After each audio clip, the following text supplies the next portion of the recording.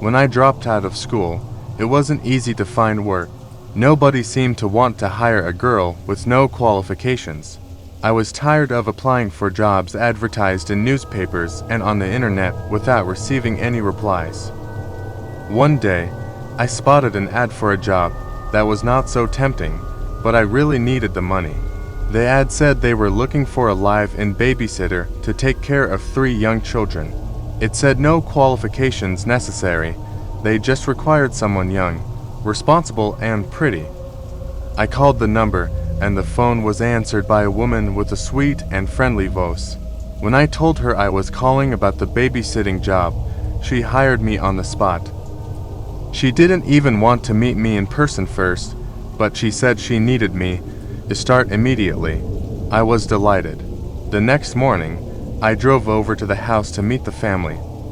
As soon as I got there, I saw that the house was beautiful both inside and out. You could tell that the family was wealthy. The woman and her husband greeted me with broad smiles on their faces and introduced me to their children. There were 2 boys and a girl. Sebastian was 6 years old, Damien was 5, and Lenka was 4. The kids seemed to be nice, happy, and friendly. They were always polite, never fought with each other, and never made a mess. All they did was play alone or read a book.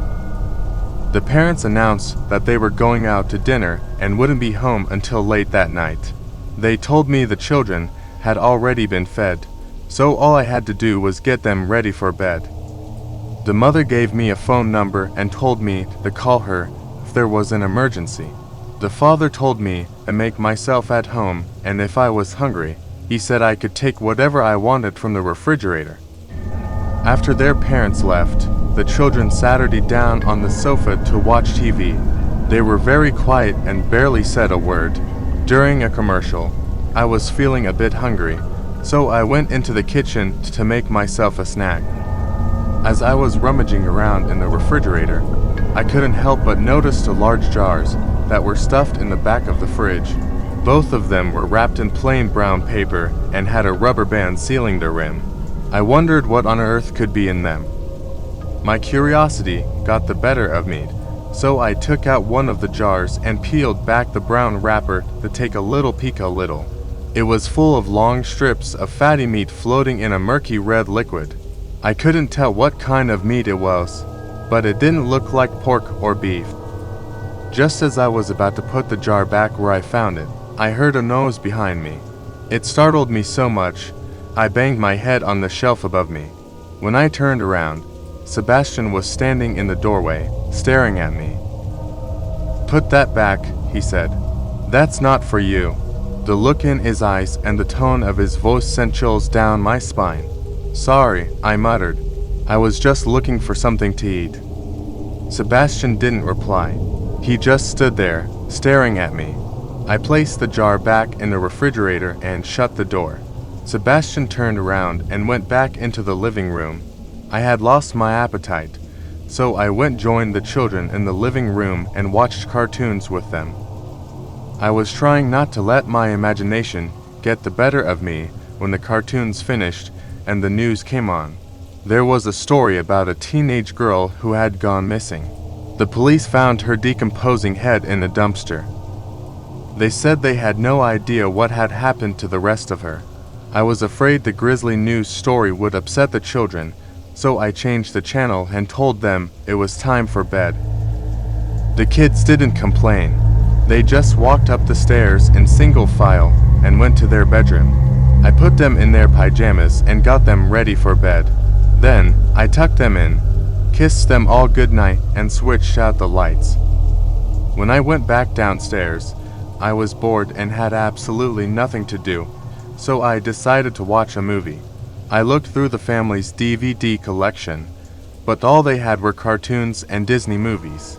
I wasn't in the mood for any more kids' stuff. On the bottom shelf, I spotted some old VHS tapes. One of them had a strange title. It was M-Girls. This seemed rather curious, so I decided to take a look at it. I put the videotape in the VCR and pressed play, then sat down on the sofa and made myself comfortable while the video started. The first thing I noticed was that it was a home video. I was The about family to turn must it off have when I recorded it happened to themselves. notice someone else. The in parents video and children were all laughing and looking like they were having fun. It was a girl who looked like she was in her late teens. It seemed like she was the previous babysitter. Many scenarios stormed my mind in that very moment, and I thought of every solution to this bloody situation. I just got out of the house in an instant and never came back.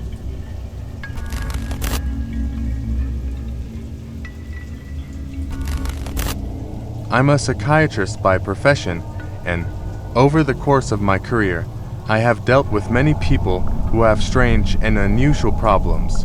However, one case in particular disturbed me more than any other. There was a family of 3 who lived next door to me. They were a married couple in their 60s, and they had a son who was about 30 years old. The son was what we call in Japan a hikikomori, somebody who is introverted, reclusive and isolated, someone who has withdrawn from social contact. We never saw the son. People who are hikikomori usually lock themselves away in their rooms and avoid others. I didn't hear about his condition directly from his parents. I assume they didn't want to discuss it. In Japan, people are very concerned about appearances, and having a son who is hikikomori is an embarrassment. As the days passed, their son went out less and less. Eventually, he never came out of the house at all. Every night, from his bedroom window, the furious voice of his mother could be heard screaming and shouting at him. Whenever I met the poor woman, she smiled and said hello, but the strain was showing in her face. She became pale and haggard. It had been almost 6 years since anyone had seen the son. One day, a father knocked on my door and asked me to come to his house. He knew I was a psychiatrist, and since we were neighbors, I decided to do what I could to help the family. When we got to the front door, the mother was there waiting for us. She led me upstairs to her son's room. She banged on the door with her fist and shouted, "We're coming in." Then, she burst into the room and shrieked, "Are you going to sleep forever? Get up, you lazy good for nothing." Before I knew what was happening,